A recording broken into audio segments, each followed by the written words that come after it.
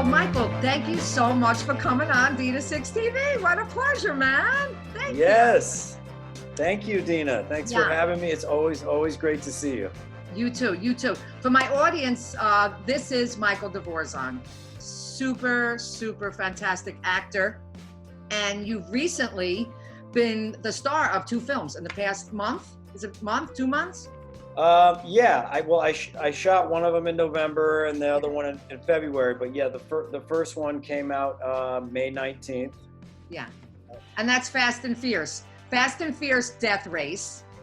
That's right. And then Her Deadly Groom. We have a little thread going here, you know. Okay. You have that like sinister, you know, easy on the eyes, sinister character that you got rolling in the last year. Yeah, in Her Deadly Groom. Yeah, even in the other one, like you're like, you know. Okay. In Fast and Fierce, you're still like, you know, a little like bad boy, but easy on the eyes, but like Clint Eastwood type of thing. Well, I'm honored. Thank you. It's true. That's a big compliment. I mean, the characters were very different, but you're right. Yeah, but you're right. Fast and Furious. I mean, he's a badass, but he's a good guy.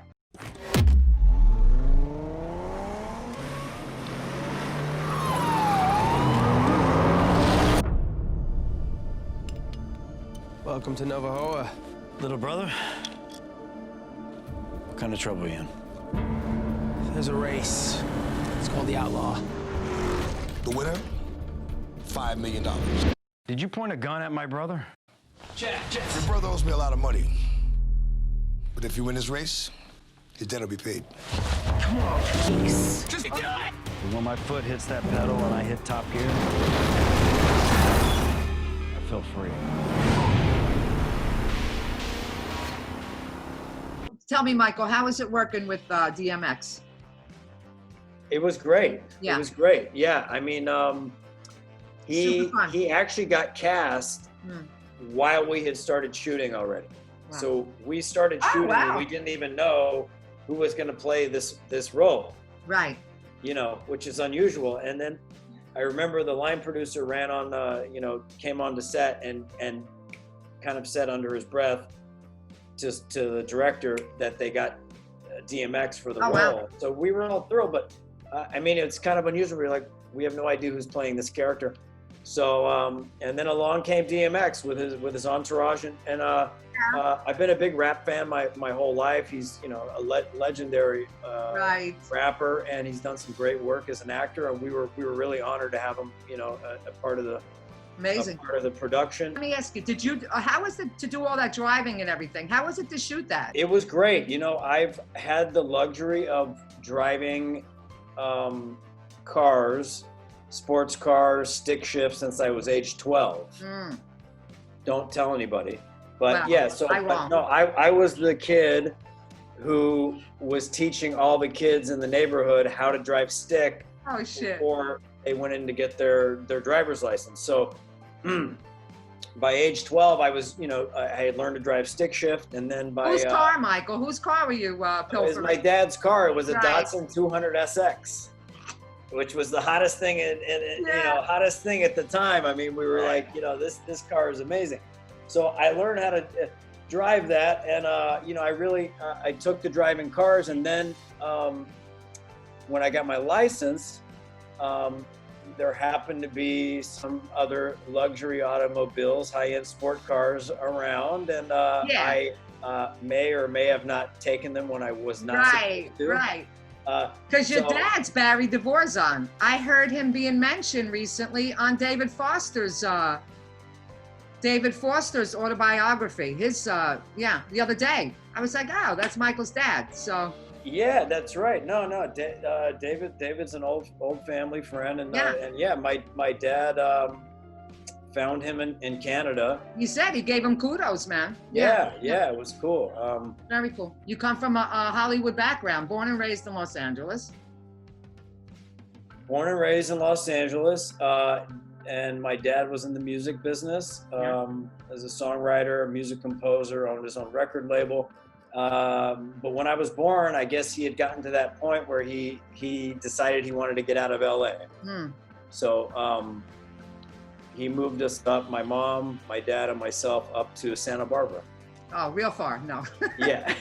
I used to drive a lawnmower down a main street in Santa Barbara as a 5-year-old to pick up my best friend, Right. back so we could play. You know, you can't do that now. No. You know, and then I had a mini bike, a Suzuki 50. It's the smallest motorcycle, you know, made. You know, Yeah. And I used to ride that around town. You know, and even in my dad's car was in the shop. There was a time where my dad, a grown man, was driving this little mini bike. You know, So fun. yeah. So fun. It sounds fantastic.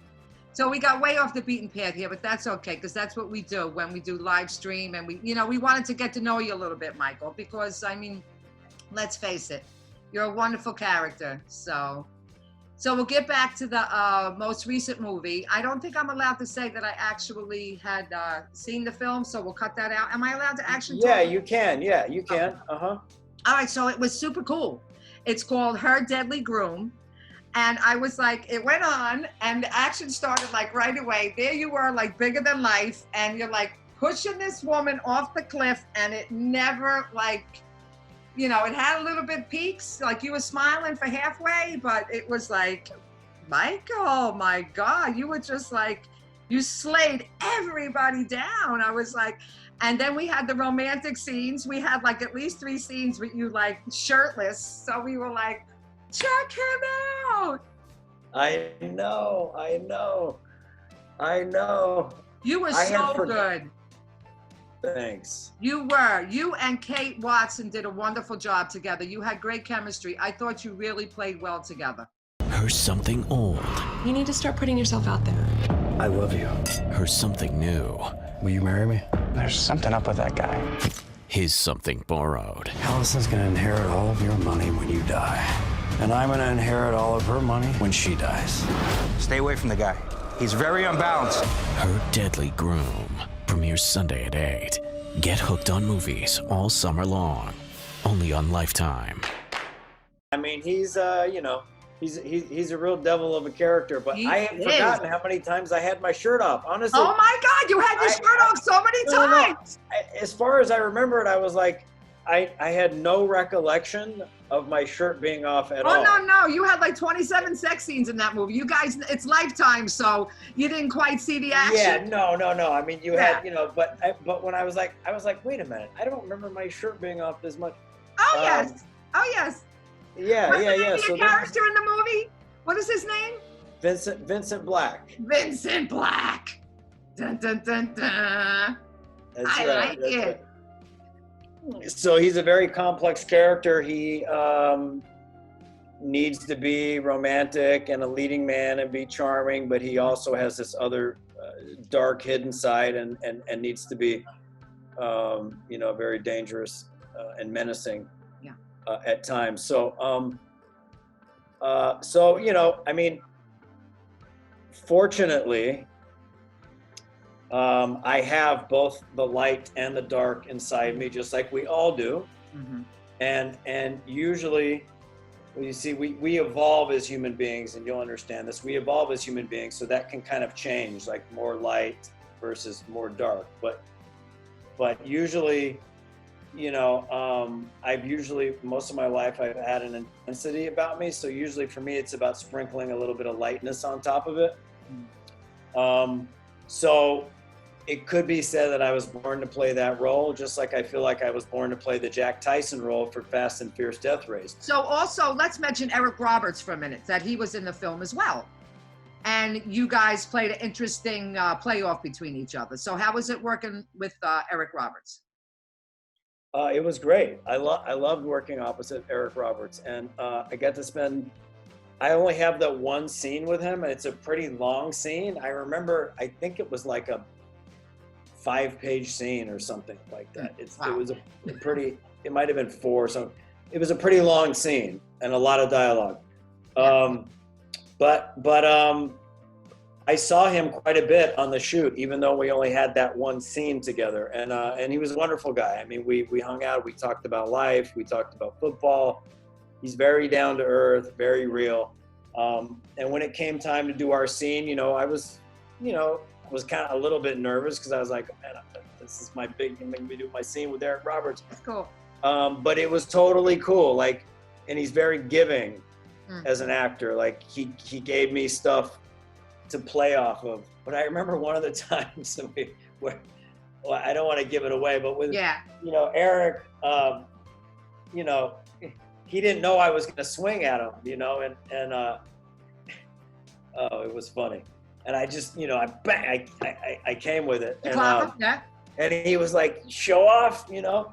Yeah. But he's a total professional. He just would, you know, he just went with it, whatever it was. It was cool. Yeah. Even though we were shooting at a very rapid rate and shooting a lot of pages every day, which would make you think it had to be kind of, it was very chill. Cool. Everybody was cool. Prepared. You know, the vibe was really cool. We knew we had a lot of work to do, but everybody, and that was important. And it's, you know, because that, you know, you want to try to keep the set calm, even if there's a lot of pressure, because once everything starts to spiral out of control like that, then it affects everybody. Yeah. It affects the crew, the actors, then they're coming in, you know, so I really appreciated that as an actor, that the vibe was really cool. And it was just like, okay, what's next? Let's keep moving forward. Like, okay, we hit a little obstacle. Okay, how do we solve that? Let's keep going. You know, like, I just had a call back for a movie that's just this week, but I haven't heard yet. But you mentioned something about comedy, and yeah, you know. Yeah, I would love to see you in a romantic comedy. You'd be great. I did do a romantic comedy. It's called Producer Sam. I have to look at it next. I saw it on your IMDb. Yeah. For sure. But I love comedy. I mean, comedy is what made me want to be an actor, not drama. You started on Melrose Place. My first job in Hollywood. Well, I started acting as a kid in plays. Yeah, theater. And then I went to briefly in college. I studied acting, and then I got my first job in Hollywood, which was in production on a show called Melrose Place. I know. Who doesn't love? I didn't know. I didn't know what it was. Yeah. I believe it was the second year when I got. You do now. I didn't know. Now, yeah. I mean, I didn't know what it was. I was like, oh, it's an institution. I went down, I interviewed for you, I got the job, and so yeah, they became like family. I mean, I spent you know over 3 years there. It's amazing. Can't beat it. Can't beat it. Oh, well, good for you, Michael. I'm so happy for you. Yeah, so congratulations. There's not many people that has anything coming out right now, Michael. I mean, it's been really tough, and you got a premiere this in a week in Lifetime, and I'm really happy for you. It's like I've been searching for somebody that's actually got something going on, because I had shows like twice a week. People were like, sure, I'll come on. And then it just went like quiet because, you know, people are not producing right now, but you are. Yeah, I mean, listen, I was lucky to get both of those films in, you know, one in November, and literally we did a pickup day on Fast and Furious Death Race. I think within a week of the shutdown. So, you know, we just happened to get those in, you know, in time, and yeah. So I mean, it's at such an unusual time, you know, for all of us. It's kind of unusual to have two films coming out. It's awesome. At this time. It gives us all hope, dear. Yeah. Truly, because it's been really weird. Oh yeah.